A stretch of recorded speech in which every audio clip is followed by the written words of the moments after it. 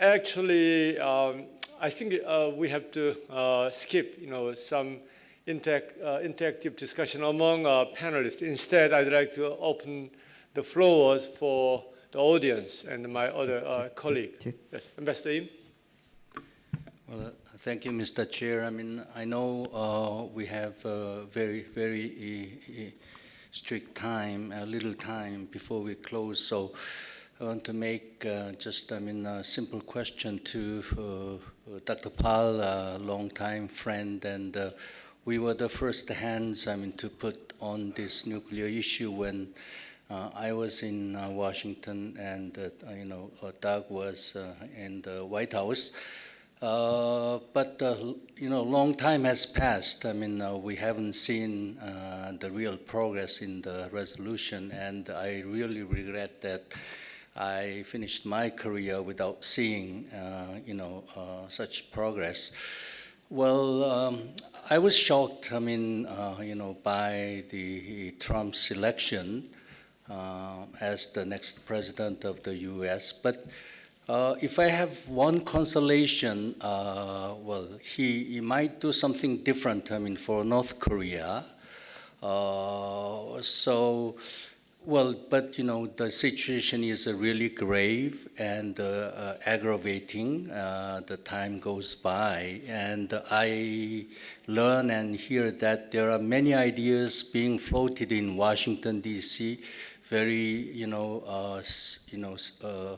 grave, military action, preemptive, strike, to some, kind of dialogue. So, do you think Trump can raise the mobility to try a different approach for North Korea? Thank you. Another question, and then we'll have some three questions, and then open. I'll ask my colleague panelists to respond. Okay.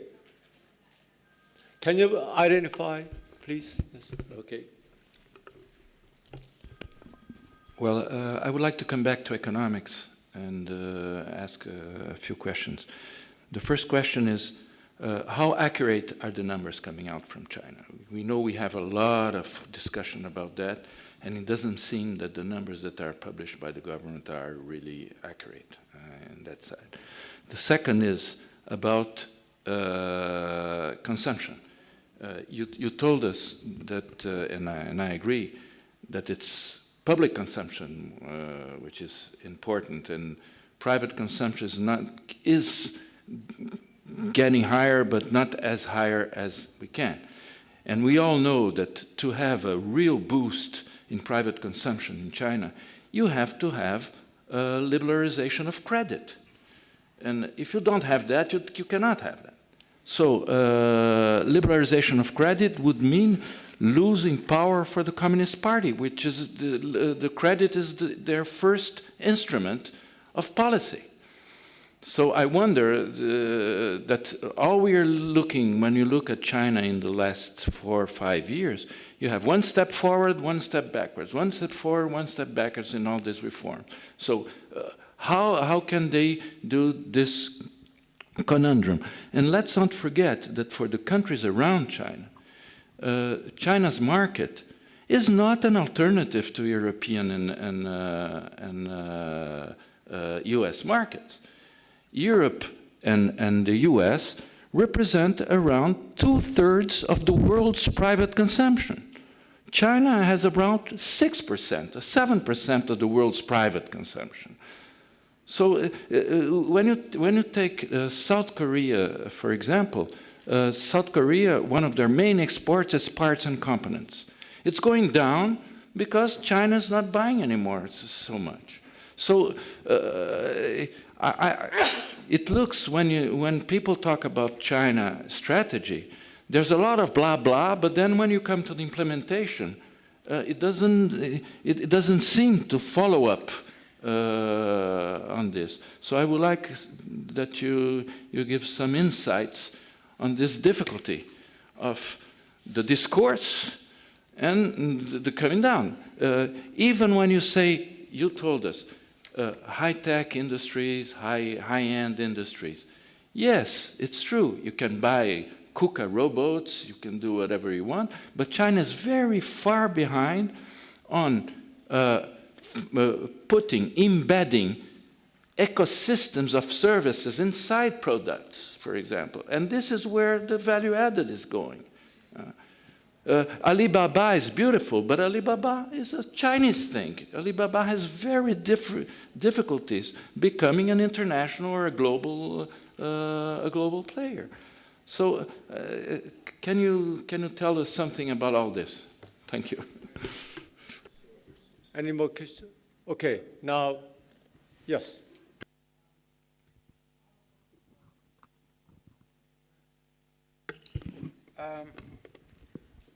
We heard you say that China and Japan, recognizing each other's importance and the inevitability of being friends, are actually moving to forge better understanding and cooperation, which is a very good thing.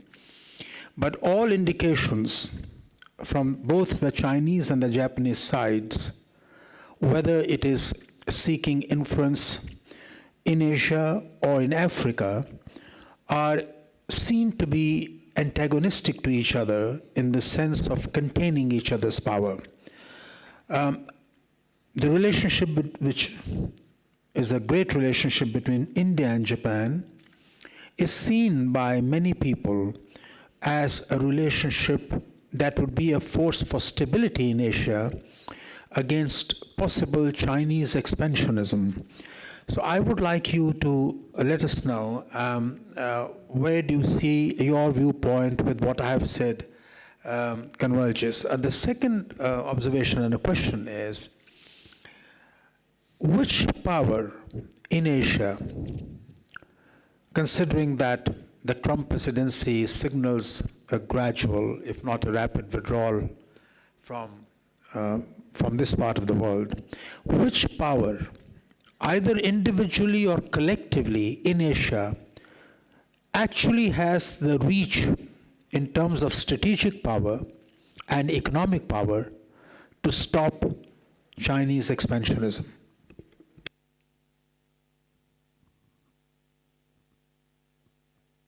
Now, maybe we have three questions on the role of China and Korean Peninsula, and also some domestic, economic situation of China. So, well, for Ambassador Yim's question on the, when my first time in government, it was just after President Carter was elected in 1976, and he had been elected on among the promises he had made were to end the alliance with the Republic of Korea, then under dictator Park Chung-hee, because of human rights violations. And with guidance from Richard Holbrooke, who was on the campaign but not yet part of the government, we were encouraged to come up with an argument why Mr. Carter should change his mind. And so we started counting those 17,000 artillery tubes and the many millions of troops which then were deployed in the North Korean forces, so that when he had his first briefings, he could see, well, maybe it wasn't such a good idea to end the alliance and promote instability. I think today the incoming administration is probably going to have to be briefed on the number of people in Seoul who are vulnerable to rash action against the North, especially when, in light of the fact that of the people who've been appointed so far, there tends to be a decided tilt toward hawks. Now, I'll add one comment, though, which runs against the grain of most of the commentary so far about these personalities. Mike Pompeo, who's been chosen to be DCI, Director of Central Intelligence, I've had a chance to work with him. Contrary to the characterizations that I've seen in the media trying to denigrate his reputation and his attitudes, he's very solid, very smart, very knowledgeable about this part of the world, about Asia. He, first in his class at West Point, Harvard Law degree, started a corporation when he finished his Army service. That corporation did all kinds of machine tool and other services throughout Asia Pacific, especially in China. And so I think maybe he'll be the Dick Holbrooke who explains to President-elect Trump that the kind of approach that people are thinking about, which is relying heavily on China to do what China does not want to do, won't work, and yet at the same time, a military solution has very high costs. Yeah, Yide, Professor Yide. Okay, I'm going to try. I'm going to try to answer the question about the Chinese economy. First one about the accuracy of the economic figure. Yes, it's critically important for any reasonable analysis of Chinese economy. Unfortunately, I'm not in the position to say is accurate or is fake, but I can give you one advice, a piece of advice.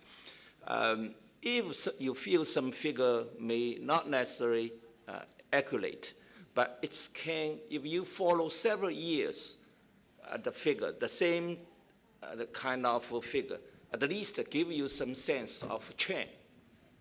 That's the only thing I can say. Okay, I'm not a government official. I'm not working with the Bureau of Statistics. The second question about the consumption, yes, I also agree. Professor Cooper mentioned the 71% the contribution to the GDP, including private consumption and public consumption. Household consumption, I recall, maybe around 40%, sometimes 34, 35, these kind of things.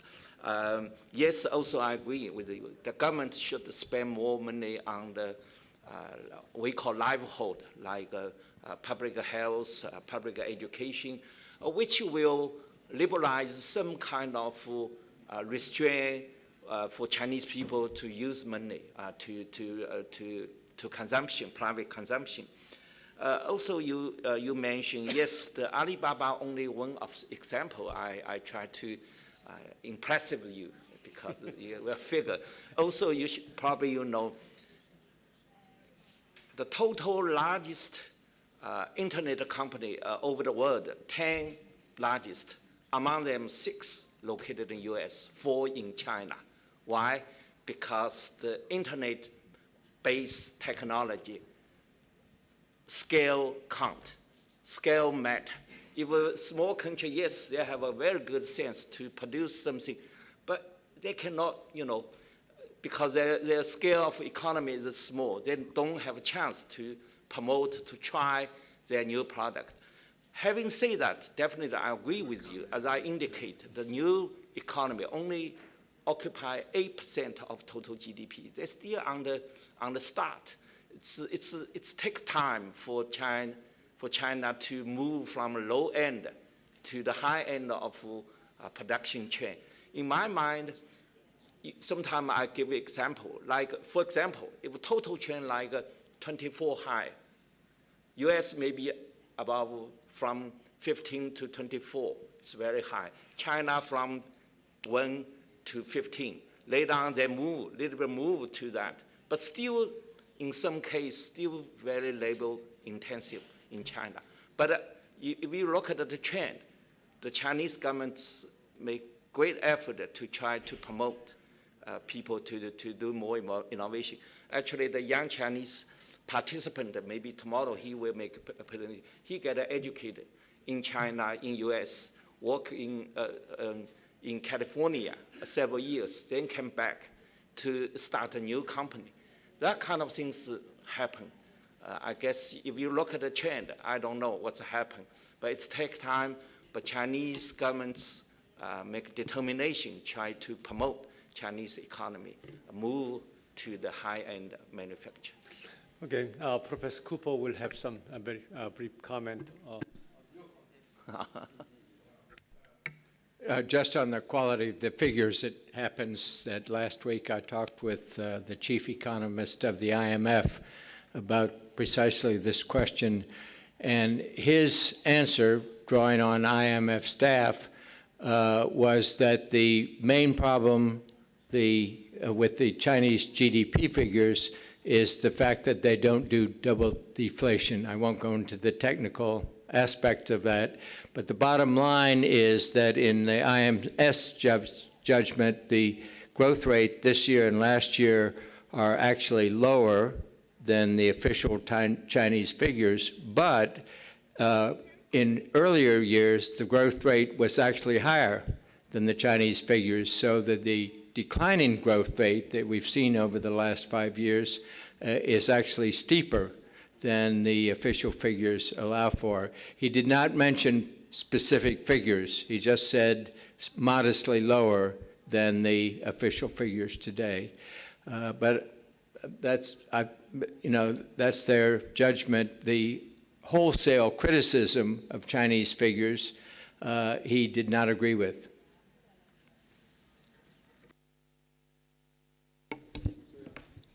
Thank you very much. I just answered to a question from my Indian colleague about cooperation between Japan and India, or Japanese policy towards India in comparison with Japanese policy towards China. Of course, always Japanese policy has been quite cautious and careful, like Prime Minister Abe's approach to both Hillary Clinton and Donald Trump, because Abe met with Trump 4 days before. Well, India is a rising power as well as China, but China has, Chinese future course is quite ambivalent, and there are both good China and bad China. And Chinese people only choose the future course, not Japan or India or United States. Chinese people can decide the future course. And we also have to alternative policy. And if China is following a quite cooperative internationalist path, maybe Japan can enhance its cooperation with China. But if Chinese leaders will think that Japan is very useful to regard as an enemy to consolidate its public opinion, to deviate attention of domestic frustration, maybe it is very difficult for Japan to strengthen Sino-Japanese cooperation. So it depends on the future course of Chinese foreign policy. And well, we can see the both ways, but so far I think that the Chinese foreign policy has been quite moderate. And last year, according to the opinion poll of Japanese business companies, 38% of Japanese business companies answered that they would expand their direct investment in China, 38. And 51% answered they would maintain the current level. And only 8.8% of business companies answered that they would reduce their direct investment. So the number is quite small. So Japanese business companies still think that it is quite important for Japan or Japanese business company to invest more in China. And Japan is the biggest foreign direct investor among the G7 countries, summit countries. So I think that Chinese market and the trade with China is still very important. That's why I think that it is still important for Japan to maintain good Sino-Japanese cooperation. Thank you. Okay. Professor Jia. I just want to respond to the question you raised earlier about the 9-dash line. I think basically the Chinese position is China has sovereignty over the territories, territorial waters, or the islands, territorial waters adjacent to it, and also the EEZs whenever it applies according to UNCLOS. The Chinese government has never claimed officially that the waters within the 9-dash line belong to China. The U.S. has been pushing China, and also probably China's neighboring countries have been pushing China to clarify what 9-dash line really means. I think probably this is not a particularly good time because of political considerations. China is in a stage in which the people are still quite emotional about historical humiliations, at least a lot of people. And when the disputes are quite high in the media, probably at this time it's not a good time for the Chinese government to clarify. Probably we need to wait for some time until the emotions quiet down, and then we can do that but if you follow the historical positions of the Chinese government, it's the islands, adjacent territorial waters, and also 200 nautical mile eases whenever applied by the international law. With regard to the Indian gentleman's accusation about Chinese expansionism, I don't know what you're talking about, because the Chinese claims in the South China Sea have always been there, ever since the 1940s. 37, even earlier than that. So, what Chinese government has done today has not exceeded anything that has been claimed before. So, if you refer to territorial expansionism, it's not the case. There's no ground for that. But if you talk about economic expansionism, well, any country which grows expands economically, and it may not be a bad thing for other countries. So I think assume that Chinese expansionism without careful study of the situation is very misleading and counterproductive in international relations. Well, I think I need to respond to this. First of all, it was not an allegation, it was a suggestion. And the whole purpose of a debate is to throw open ideas. And the argument is that there is a judgment of the permanent court. We read that Chinese have reservations with that judgment. On the assumption, and this does not mean we have very good relations with China and we want to continue very good relations with China.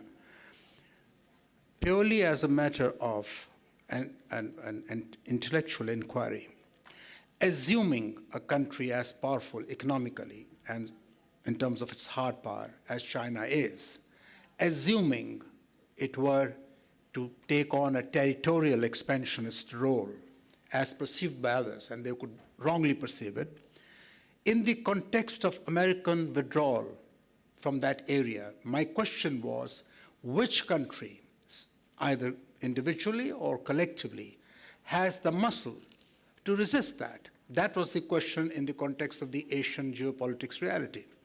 So no offense meant, but I have a right to put a question in the context of my assumptions. My assumptions could be misplaced, they could be proven to be wrong, or they may be proven to be right. So the answer which I have not got is, which power, assuming any formidable power, assuming any power were to be expansionist or to be seen to be expansionist by others, which power, minus the United States, has the wherewithal or capacity to contain that situation? That is the question, and I would like somebody to answer that. The answer could be very subjective because it's not easy to reach agreement. But anyway, I'd like to invite Professor Cooper for his final comment. Well, I didn't want to close off debate. I just wanted to respond to Professor Zhao's comment on how emotional this issue is of territorial integrity within China. And he mentioned the century of humiliation. My observation, which is a limited one, but it's solid as far as it goes, is that the Chinese government, or maybe I should say the Communist Party, feeds public sentiment on the century of humiliation. It's in the textbooks of 10th graders that study Chinese history, and it's in the National Museum, where hundreds, thousands of school children go through every year, and it is fed by government policy, contemporary, current government policy, so that it's a little disingenuous, although accurate, but disingenuous to cite the emotional public sentiment on these issues, because the public sentiment is reinforced continually by government policy through the educational system and things like museums. And it reinforces, in my view, which we've seen in Europe and also between Korea and Japan, educational policy on history is foreign policy. And I think foreign policy specialists have to take into account the education that their public is receiving, because that feeds this sentiment, which then the government can invoke to not do what it should be doing internationally.